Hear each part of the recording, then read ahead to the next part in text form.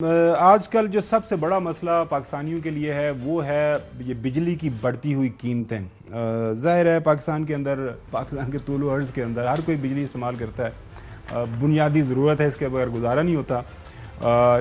آج اخبارات کے اندر جو بجلی کے بلوں کے اندر مزید اضافہ ہونا جا رہا ہے، اس حوالے سے خبریں چھپی ہیں، آپ دیکھ لیجئے گا۔ IMF پروگرام کا حصول گھریلو صارفین کے بجلی کے نرخ 51% تک اضافہ، یہ جنگ کی خبر ہے۔ دنیا کے اندر یہ خبر آپ دیکھ رہے ہیں، بجلی 7.12% روپے یونٹ تک مہنگائی ہوگی، اور یہ جو بنیادی ٹیرف ہے 48 روپے تک ہو جائے گا، اور یہ 65 روپے تک یہ بڑھ جائے گا، ٹیکسز وغیرہ اس کے اندر شامل کر کے۔ اور یہ جو بجلی کے وزیر ہیں انہوں نے یہ اس کا اعتراف کر لیا ہے۔ اس کے بعد آپ دیکھ لیں ایکسپریس کے اندر بھی وہی خبر چھپی ہوئی ہے کہ بجلی کا بنیادی ٹیرف 48 روپے 84 پیسے مقرر، 50 روپے بن گیا نا جناب، ٹھیک ہو گیا، یہ ہے۔ اس کے بعد اگلی خبر دیکھیں، اب نمائے وقت کے اندر بھی آپ یہ خبر دیکھ سکتے ہیں کہ ماہانہ جو فکس چارجز ہیں وہ بھی انہوں نے کر دیے ہیں، وہ 184 ہیں، کمرشل کے 150 ہیں، زرعی ٹیوبل کے 100% بڑھا دیے گئے ہیں۔ اس کے بعد ڈاؤن کے اندر بھی دیکھیں، another major power tariff hike looms for consumers، یہ آپ کے سامنے ہیں ساری خبریں۔ آگے بڑھتے ہیں، حسن ایوب صاحب ہمیں کوئی اچھی سی خبر اس میں سے نکال کے دیکھیں۔ ہم کوئی خبر نہیں ہے اس میں کچھ بھی، میں آپ دودھ اور شہد کی نہریں، میں کہتا ہوں اس معاملے میں جو مہنگائی کا ایشو ہے، اس معاملے میں کوئی میں مطلب اگر کسی کو جھوٹی کوئی امید دلانے کی کوشش کروں تو وہ انصاف نہیں ہوگا، وہ اپنے ساتھ بھی جاتی ہے اور عوام کے ساتھ بھی۔ کوئی اچھی خبر نہیں ہے جی، مہنگائی مزید بڑھے گی، اور جو بجلی کے بلوں میں جو اضافہ ہو چکا ہے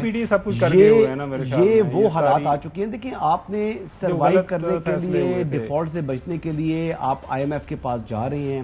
آپ کے حالات اس طرح کے ہو چکے ہیں جیسے وہ حیدر نقوی صاحب کہتے ہیں نا کہ یہ کرمنل جو معاملہ ہے، یہ جو حکومتوں نے جو کر گزری ہیں،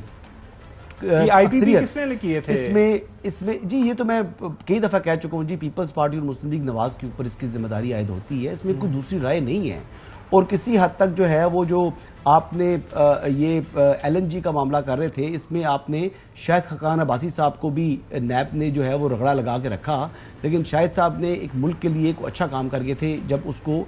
جو ہے وہ سوئچ کیا پاور پلانٹ کو، اس سے اربوں روپے کا پاکستان کو فائدہ ہوا تھا، لیکن بہرحال اس کے باوجود ان کو جیل رہنا پڑا بانی چیئرمین تحریک انصاف کے دور میں۔ یہاں پر ہمارے نیب وہ چلا رہے تھے، انہوں نے کہا تھا نا جی کہ شاہد خاقان عباسی نے مجھے کہا مجھے جیل میں ڈالو، تو میں نے ڈال دیا۔ تو وہ تو اپنی ایڈمیشن ہے عمران خان کا، یہ میں نہیں کہہ رہا، یہ عمران خان صاحب نے خود ایڈمٹ کیا ہوا ہے کہ میں نے کہا کہ ٹھیک ہے آپ کو ڈال دیتے ہیں۔ تو دیکھیں، اگر انہوں نے یہ نہیں وہ ڈال رہے تھے، نیب ڈال رہا تھا، اور وہ اس کی ذمہ داری خود قبول کی، تو پھر تو ان کی عقل کے اوپر سبحان اللہ کہنا چاہیے۔ اور اگر واقعی انہوں نے کیا ہے تو پھر وہ نیب نیازی گڑھ چوڑ کی جو بات اپوزیشن کرتی تھی اس وقت کی، وہ درست بات کرتی تھی۔ اب کرنا کیا ہے؟ میں تو اس میں کے لیے آنسر لیس ہوں، میرے پاس وہ کہہ رہے ہیں وہ دوبارہ متحرک ہو رہے ہیں محرم کے بعد، نہیں محرم کے بعد وہ دوبارہ نہیں، آنسر لیس کیوں ہیں جی؟ میرے پاس میں کیا اس کا سولوشن دے سکتا ہوں؟ سولوشن دے نا، کچھ کیا سولوشن دوں؟ مہنگائی کس طرح ختم ہو؟ میں تو چاہتا ہوں کہ اللہ کرے کہ مہنگائی ختم ہو، لیکن مہنگائی ختم میری دعا سے اگر ہوتی تو میں جناب جو ہے نا وہ صبح سے لے کر رات تک دعا مانگنے کی۔ بانی PTI کو اب ایک عمر قید کی سزا کیوں نہیں دلواتے؟ وہ اب کہہ رہے ہیں کہ سب سے بڑا مسئلہ وہ یہ فتنہ فساد، آپ اکثر کہتے ہیں۔ میں نے تو یہ کہا کہ انہوں نے بالکل سیاسی عدم استحکام کی بھی ذمہ دار وہ ہیں۔ دیکھیں نا، آپ نے اسمبلیاں توڑنے کے بعد آپ نے کہا جی کہ میں کسی اچھا چودھری غلام صاحب اب یہ سامنے پتہ چل گیا، سسٹم تو آگے سے جو ہے نا وہ بیوقوف نہیں تھا، تو پھر سسٹم اپنے پاؤں کے اوپر کھڑا ہوا ہے، اب سسٹم اپنے پاؤں کے اوپر کھڑا ہوا ہے، اب سسٹم پاؤں کے اوپر تو کھڑا ہوا، لیکن سسٹم ڈیلیور نہیں کر پا رہا۔ آپ کیا کریں؟ ہم 2 سال سے نیا سسٹم بھی آ گیا ہے، ہمیں ابھی نقوی صاحب نے جناب بتایا کہ سب سے پاکستان کے اندر جو سب سے پہلا برا تجربہ ہوا وہ 2018 میں ہوا۔ اس سے پہلے IPPs کے جو معاہدے ہوئے، اس سے پہلے جو ساری یہ کاریگری ڈالی گئی پاکستان کے ادھر، سب سے بڑا ظلم کیا گیا۔ تجربہ تو 18 میں ہی ہوا تھا۔ اچھا نقوی صاحب صبر کر لیں، کیا ہو گیا؟ آپ لاہور میں آ کے آپ تیز ہو گئے ہیں، بس میرے خیال میں نہیں، میں آپ کے پاس آ رہے ہیں، کیا ہو گیا؟ صبر کر لیں، میں تو حوالہ دے رہا ہوں، آپ نے جو ریفرنس ابھی دیا تھا ہسٹوریکل، تو آپ کی میں تو تعریف کر رہا تھا کہ آپ نے وہ نبض کے اوپر ہاتھ رکھا ہوا ہے، تشخیص کر دی ہے کہ پاکستان کی بیماری 2018 میں شروع ہوئی تھی، اس سے پہلے سب ٹھیک تھا۔ تو چوہدری صاحب، بانی PTI جو اس ملک کے اندر فتنہ فساد کی جڑ ہے، سیاسی عدم استحکام کی وجہ ہے، جو لوگوں کو اکسا رہے ہیں، لوگوں کو جو فین بنایا ہوا اپنے پیچھے لگایا ہوا ہے، بیوقوف بنایا ہوا ہے، وہ تو جیل کے اندر ہے، اور ہمیں یہی خبر دے رہے ہیں حسن ایوب کہ وہ لمبے عرصے تک جیل میں رہیں گے۔ اب حکومت ان کی ہے، 2/3 میجارٹی پنجاب میں ہے،